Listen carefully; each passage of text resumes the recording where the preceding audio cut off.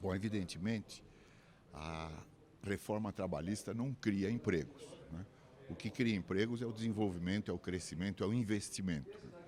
Mas a reforma trabalhista é absolutamente essencial porque ela vai melhorar o ambiente em que a produção e o emprego vão retornar. Na nossa legislação é muito difícil operar. Nós temos uma legislação absolutamente anacrônica. Ela tem 80 anos e não mudou. Quer dizer, ela foi feita numa época em que o Brasil era uma sociedade rural e hoje ela é uma sociedade já quase pós-industrial. Então nós precisamos atualizar, nós precisamos repaginar essa parte das regulações trabalhistas. Isso é inadiável, é muito importante. Eu acho que a gente precisaria resolver rapidamente a questão da terceirização, né? Ela está muito mal resolvida. Ela está regulada por uma súmula do TST que deixa a questão totalmente aberta para a cabeça dos juízes. Então a empresa nunca tem certeza se o que ela quer terceirizar pode ou não pode, porque ela não sabe se é atividade meio ou atividade fim. Então nós precisamos resolver isso, porque hoje não existe mais a empresa vertical. A empresa vencedora no século XXI é a empresa horizontal. E o que é a empresa horizontal? É a empresa que opera em rede, em cadeia produtiva e, portanto, um esquema de terceirização de atividades.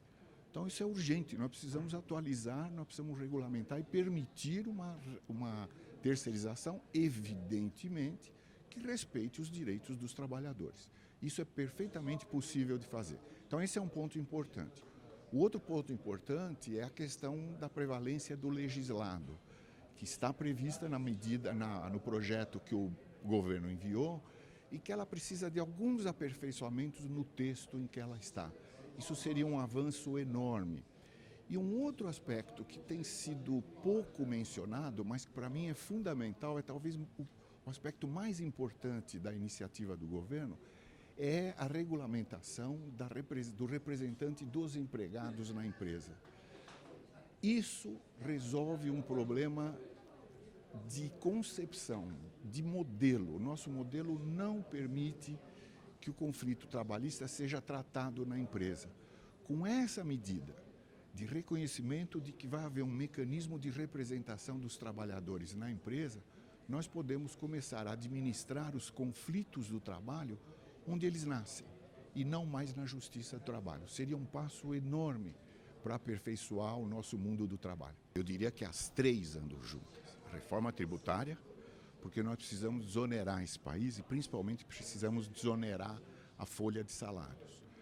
A reforma da Previdência tem tudo a ver com a oneração dos salários. Nós precisamos ir além do que o governo está propondo na reforma da Previdência.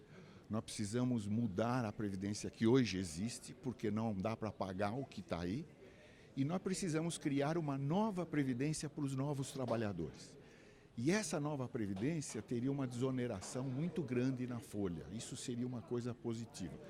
Então as três conversam, porque a reforma trabalhista ela inclui não só a legislação trabalhista, mas a tributação sobre o trabalho. O Brasil é um país onde historicamente houve sempre trabalho excedente. Há uma superoferta de trabalho e uma escassez de capital. O que nós fizemos historicamente? Nós subsidiamos o capital, que é escasso, e oneramos o trabalho, que é abundante. Nós precisamos mudar isso. Nós precisamos desonerar o trabalho. E para isso as três reformas têm que caminhar juntas, elas têm que conversar. Isso é muito importante.